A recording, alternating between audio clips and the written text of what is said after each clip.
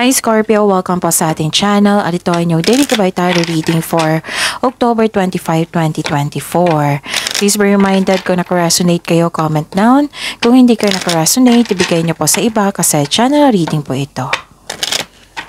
This is for you Scorpio ngayong October 25, 2024.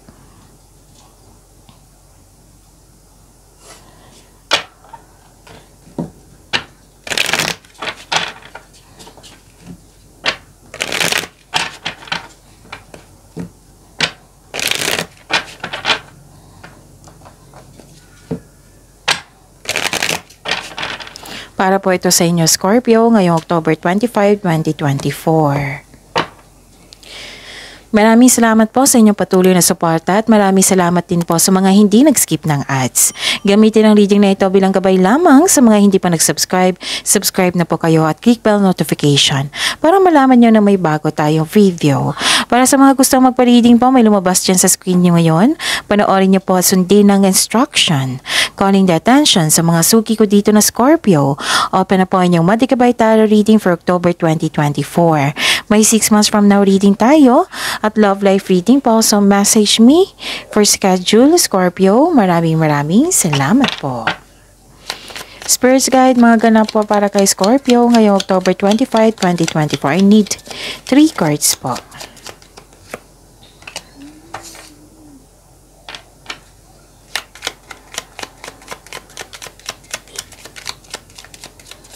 Para po kay Scorpio.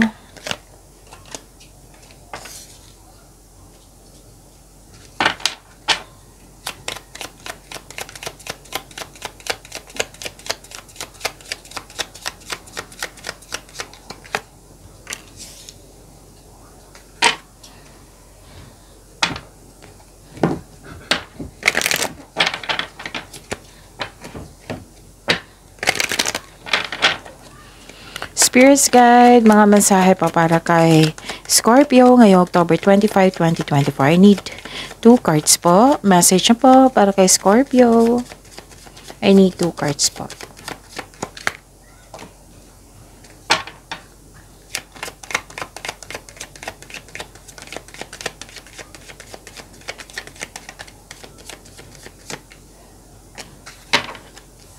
Okay. Scorpio, ngayong October 25, 2024, may nakita ako ditong movement. Marami kayong ginagawa ngayon. Pwede din binigyan mo ng aksyon yung matagal mo ng plano, decision. Pwede din nagbiyahe kayo ngayon. Pwedeng lumipat din kayo. Oo, may transformation dito, transition, nakita ko. Pwedeng may new journey, adventure, may activities na kailangan nyong bimiyahe. Tapos, pwede din na umuwi kayo para magbakasyon, gano'n. May ganap na ganyan. Tapos nakita ko rin dito na full of recognition kayo ngayon. May nagbigay ng compliment. At may nakita rin ako ditong yung improvement. Oo, may nakuha kayong dito improvement. Like for example na kulelat dati. Ngayon, sobrang marunong na. Oo, basta may nakita kong improvement dito na sobrang saya nyo kasi worth it yung binigay mong time and effort and you are very happy here kasi may improvement talaga, may development kayong na-witness mismo. May ganap ngayon na development. And yun, nakita ko dito yung pwede nakatagam kayo ng awards, recognition, compliment. Tapos pwede din na nakita ko rin dito yung good luck and good karma. And this is also things going your way. Nagkaroon ng positive opportunities po. And kitang-kita ko yung ngiti mo dito, happiness. Kasi may nakita kayong ay salamat, worth it talaga. Ganun. Tapos nakita ko rin dito yung success. Success, good luck and good karma. Medyo nag-alala lang kayo sa isang bagay. Pwedeng may, like for example, kung damit ito naman siya. O, pwedeng may ganap na ganyan. Pwede din na may bagay na nasira. So, ingatan nyo. Tapos, pwede din disconnection sa isang tao. May naalala kayo na isang tao or may nangyari ngayon na disconnection sa isang tao or may naalala kayo sa nakaraan regarding sa disconnection sa isang tao. Pwedeng na mismo siya or naalala or may nagpaalala sa'yo. Okay? May concern kayo. It might be itong nagkaroon kayo ng disconnection sa isang tao. Marahil sinisira ka niya before, ganon. Tapos nagkaroon na stress ka sa kanya, nagkaroon ng worried ka, ganon. Pero dito na tayo sa positivity, yung improvement, development, good luck, good karma. So baka naalala mo lang itong disconnection. Pwede din itong sa isang bagay na like pera na anong tawag nito? Nagasta, nawala, na damage, na kinuha, ganon. Yun. So, get ready for new horizon. Maging ready po daw kayo sa pagbabago sa inyong buhay. Lalo na itong transformation na ito, transition na ito. Kasi I consider this card na may sabi dito na may new beginning. Maging ready lang po daw kayo. Oo, kasi this is a new beginning, new journey sa inyong buhay. And yun. Actually, pinapakita ng tadhana sa inyo. Pinapakita ng universe sa inyo na, andyan na yung development andyan na yung blessings. Magiging handa kasi pagyamanin mo pa ito. May ganap na ganyan. So, be ready. Tread thoughtfully. Marami kayong gawain ngayon. Maraming, hindi naman siya concern actually. Marami lang kayong kilos, maraming ginagawa. Ganon. So, yun. Spirits Guide, ano po yung energy ni Scorpio ngayong October 25, 2024?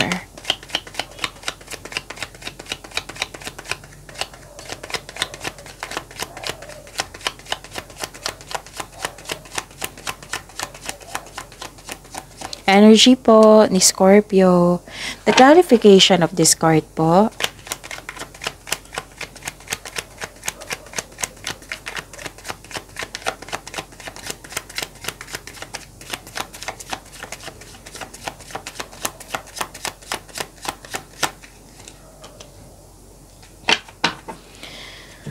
Okay, sa mga may oras dyan kung gusto nyo po Scorpio, panoorin nyo po yung last 4 days kabay tarot reading nyo po. Like for example, napanood nyo ito ngayong October 25, 2024. Panoorin nyo po yung 24, 23, 22, 21. Kung may nakita kayo or narinig kayong repeating message, kailangan nyo po iyan bigyan ng atensyon. Okay? Kasi kung araw-araw na nyo lang narinig yung repeating message, meaning to say, pinupush talaga ng cards nyo yan na bigyan nyo talaga ng atensyon. Kung maaari po, bigyan nyo po ng solusyon at aksyon. Remember, Scorpio, at the end of the day, alam mo na ikaw lang ang taong may kakayahan at responsable na gumawa ng sarili mong katotohanan at kinabukasan. Okay? So, ano yung energy mo, Scorpio?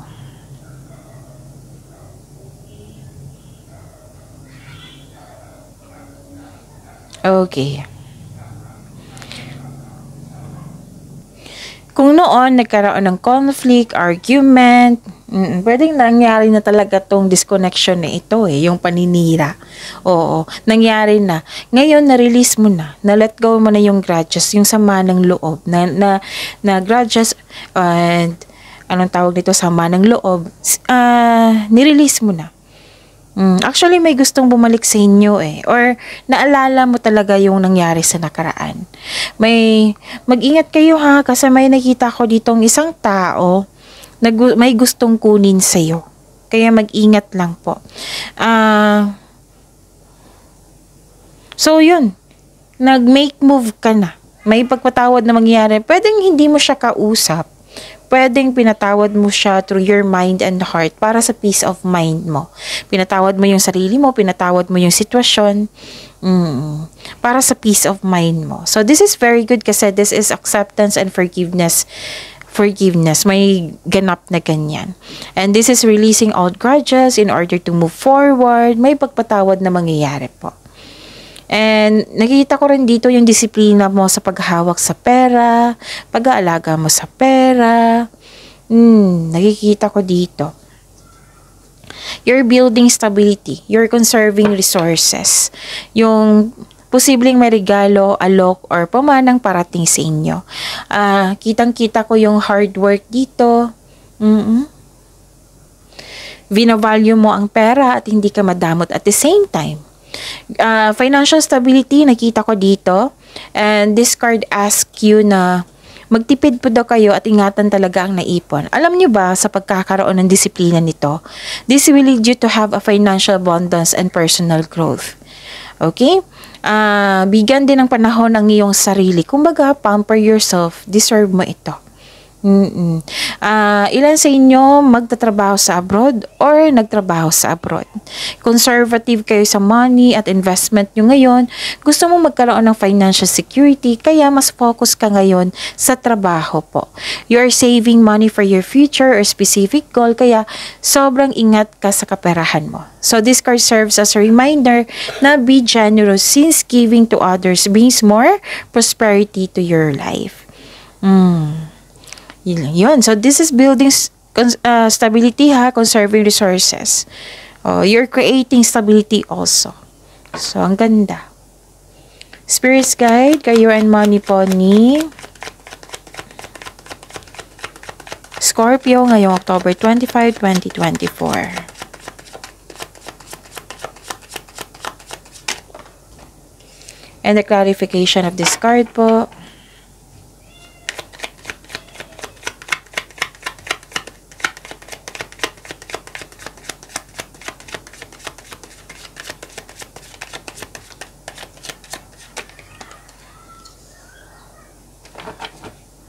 This is for your career and money. Okay, pasensya na po na nahinto po yung video kasi kailangan ko mag-charge ng unit. Okay, balik tayo sa career and money nyo.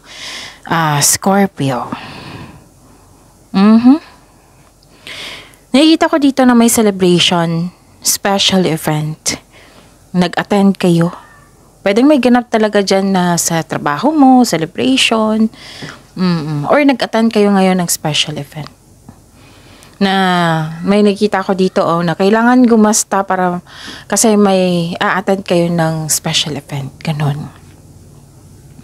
May ganap na celebration, pwedeng nabuo o nakumpleto mo na or tapos na yung proyekto, may pagtatapos, sa mga gawain nyo dyan. Actually, may gantimpala kang matatanggap. Maaring mana ito promotion or recognition. Yung humahanga talaga. Kanina pa to na may humahanga, may recognition, compliment. Like for example, ang galing-galing mo naman, marami kang magandang tagumpay na kontribusyon dyan sa kumpanya nyo, sa negosyo nyo. Tapos, pwede din, special event. 'Di ba may United Nation event sa school ngayon, so nag-attend ka, gumasta ka, nagrenta ka, or bumili ka ng costume sa anak mo, pamangkin, apo mo. Tapos maraming nag-compliment. Yung ang galing naman, ang ganda ng costume, bagay-bagay sa anak mo, sa pamangkin mo, sa apo mo, ganun. May ganap na ganyan. Basta iba-iba kayo ng sitwasyon ngayon, 'di ba, Scorpio? So, may ganap talaga na yung worth it talaga. Worth it yung binigay mong effort, oras, pagsisibag. And I consider this as harvesting kasi may pagtatapos, tapos yung, ay salamat, may positive outcome. Ang ganda-ganda, ang husay, ganon. And nakita ko talaga dito na you are very proud. Okay? Pwede din anniversary nyo sa company nyo, sa negosyo nyo. Or tapos din yung proyekto, ganun. May nakita rin ako ditong planong magbakasyon or bakasyon na or vacation leave nyo ito. Kasi 'di ba may sabi ako sa oracle nyo kanina na may uuwi para magbakasyon, may pag-uusap na regarding sa pagbabakasyon. Pwedeng pauwi kayo sa bahay nyo kasi you felt security and calm pag nagstay kayo sa bahay. Pwede din posibleng out of town yung babiyahe kayo para magkaroon ng adventure. Yun. Ang ganda. And Marami kayang ginagawa ngayon. Actually, may nakita ko ditong parang rush. Mabilisang movement. Maraming ginagawa. Sige. Para to make it simple, maraming ginagawa. Marami kayong trabaho, maraming ginagawa. Pwede din marami kayong kausap ngayon. Tapos binigyan mo ng, yung sabi ko kanina sa inyo dito, na binigyan mo na ng movement, action, yung matagal mo ng plano, desisyon sa buhay. Okay? At nakita ko rin dito na binigyan mo ng quick action man. Like for example, may dumating. Tapos binigyan mo ng agarang action or reaction. Pwede din busy talaga kayo ngayon kasi may celebration. Na marami kayong ginagawa, marami kayong kausap. And actually, yes, nakakapagod siya.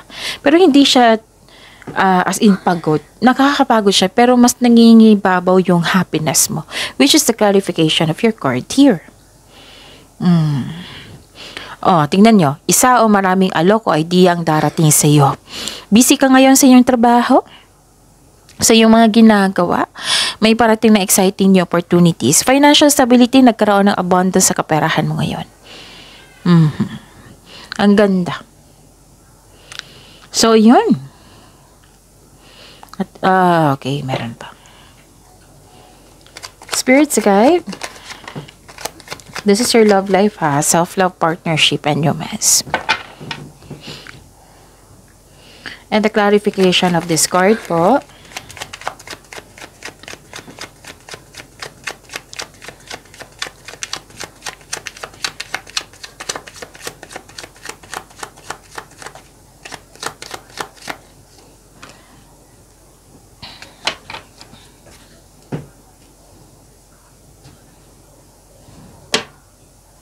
Okay.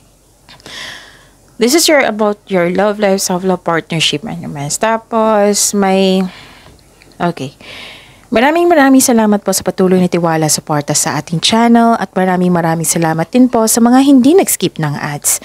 May lumabas dyan sa screen nyo ngayon, panoorin nyo po. Kung gusto nyo po iyan, then follow instruction.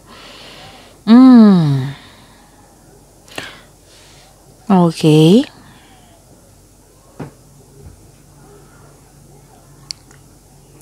May ma-end talaga. Ending with new beginning.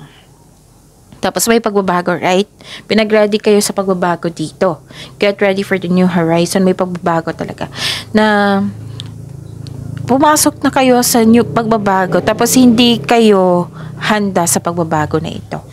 It might be may unhealthy attachment pa kayo sa nakaraan.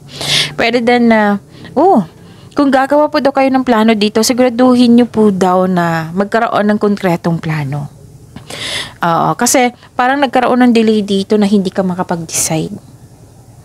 Pwede din delay sa hinihintay mo. Pwede din delay sa celebration kasi may hinihintay.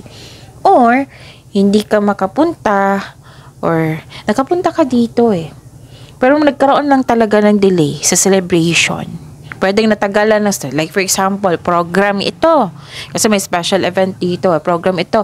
1 PM ang usapan na nag-start na alas 4 na ng hapon.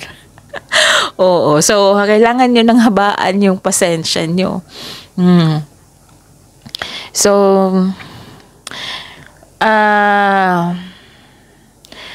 success Nakita ko dito, this is a clarification of your card here. Success. Kailangan nyo lang ng habaan ng pasensya mo.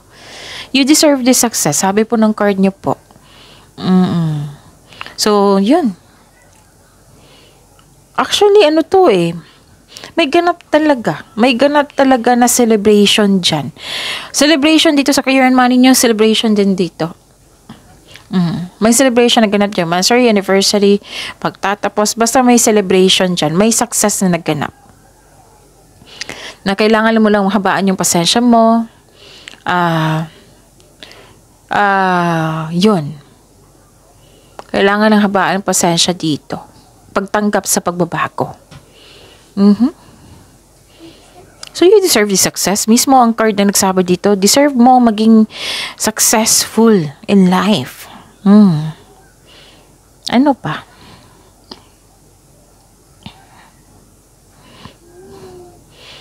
Nakikita ko yan dito na may concern kayo sa isang tao na naging arrogante sa achievement or recognition mo ngayon. May concern kayong ilan sa inyo. Pwede din may tao dito na very bossy na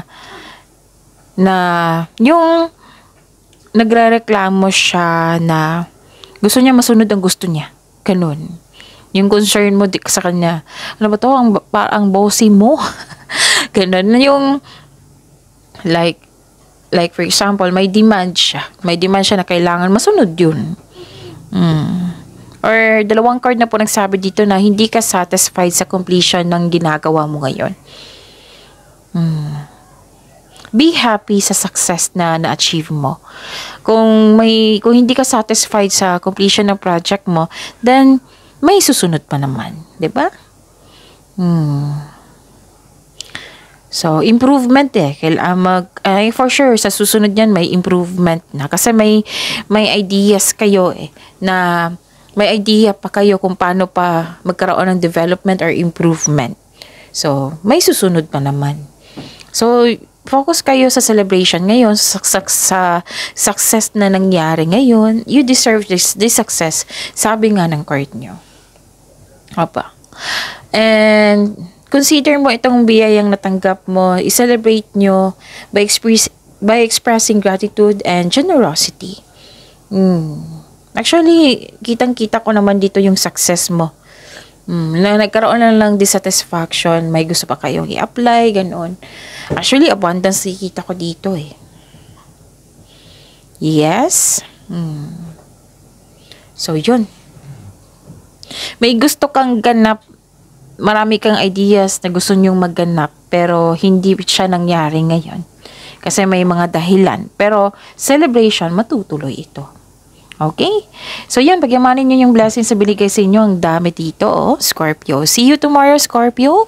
Please like, subscribe, and click bell button for notification para updated po kayo sa daily tarot reading natin. Maraming salamat po.